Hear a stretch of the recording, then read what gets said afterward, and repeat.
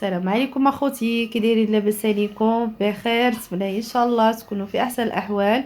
بغيت نشارك معكم الفيديو ديال اليوم. هاد المملحات او الفقيقصات كيجيو لذاذ ومقرمشين. كنتمنى اخوتي يعجبكم لا فيديو ديال اليوم، وما تنساونيش اخوتي الله يجازيكم بخير خليو ليا لي لايك، واللي ما اشتركش بالقناه تشترك وتفعل الجرس. وهذا هو الشكل النهائي ديالهم. درت ثلاثه ديال الاشكال من عجينه واحده، خرجت منها ثلاثه ديال الاشكال، شكل بابيون، مثلث، وشكل مستطيل. وخليكم معايا خوتي، ندوزو ان شاء الله المقادير وطريقه التحضير.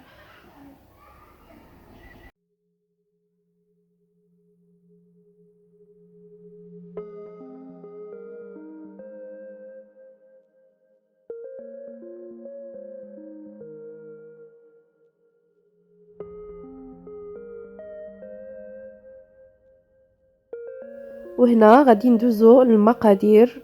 عندنا 6 ديال الكيسان ديال الدقيق، نص كاس ديال الزيت البلديه، عندنا واحد الياغورت طبيعي، معلقه ديال الثومه بودر، ومعلقه د لا موطارد، و125 غرام ديال الزبده، وعندنا الملحه والابزار. هادو المقادير ديال العجينه.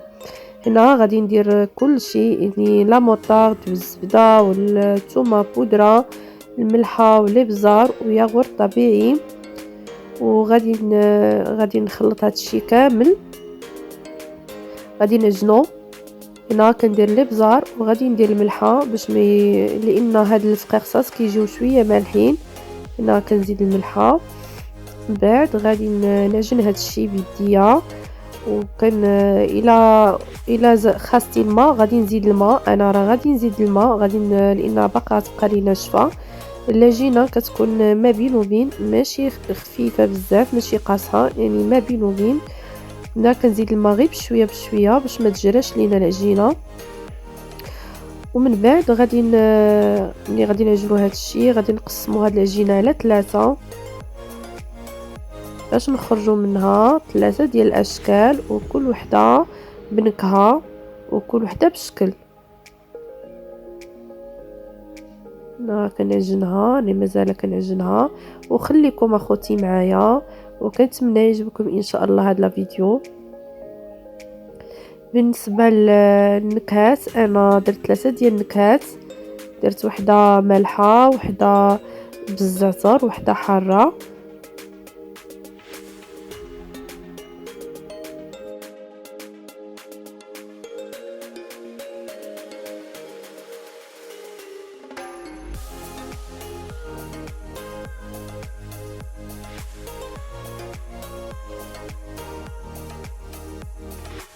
وهنا خوتي بعد ما عجنت العجينه قسمتها على 3 ديال الكويرات، وكل عجينه غادي نقسمها. وحده غادي ندير ليها الزعتر، وحده غادي ندير ليها الحار، وحده غادي ندير ليها العطريه. هنا كندير الكويره الاولى كندير فيها شويه ديال الزعتر وشويه ديال الفرماج المحكوك. ومن بعد غادي نزيد حتى الفرماج المثلث. هنا راه ما درتوش، يعني حتى التالي عاد غادي ندير الفرماج المثلث 2 حبات. كنعجن هادشي مزيان باش كيدخل داك الزعتر في العجينه.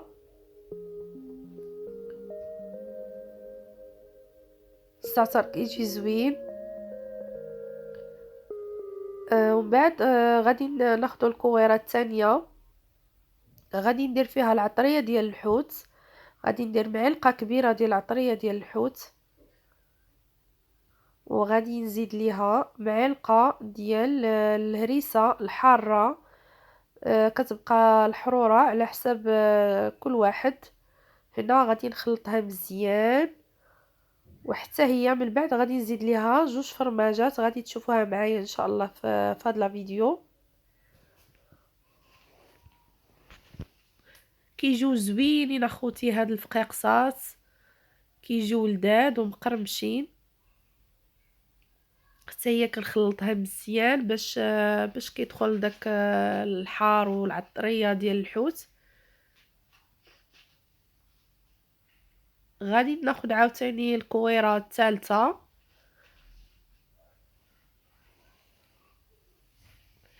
كنساليو ونغطيوهم بالبلاستيك. هنا غادي ندير العطرية ديال الشاورما، هنا معلقة كبيرة ديال عطرية الشاورما، غادي نزيد لها شوية ديال الخرقوم غير باش يعطي اللون، وغادي نخلط هادشي مزيان.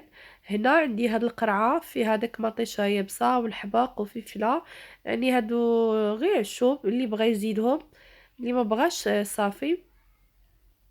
صراحة هاد القرعة راه ماشي ديال المغرب، ديال على برا. وغادي نخلط هادشي مزيان، من بعد غادي نزيد جوج فرماجات المثلث، وهانتوما خوتي معايا.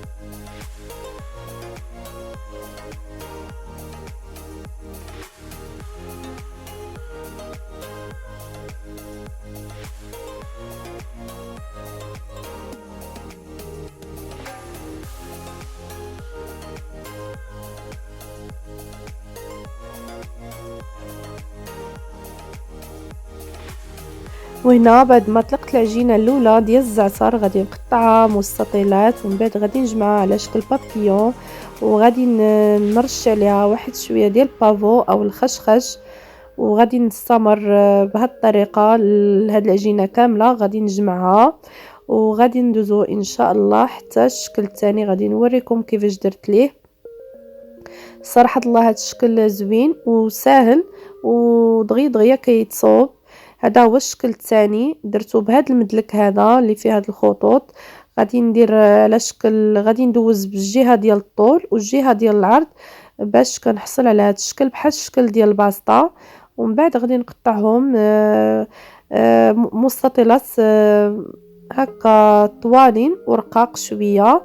المهم كيبقى الشكل على حسب نتوما شنو بغيتو ديروا، اما مربعات صغيورين ولا مستطيلات ولا تقطعوهم بالمرشم على شكل دائري، المهم خصهم يكونوا صغيورين وصافي.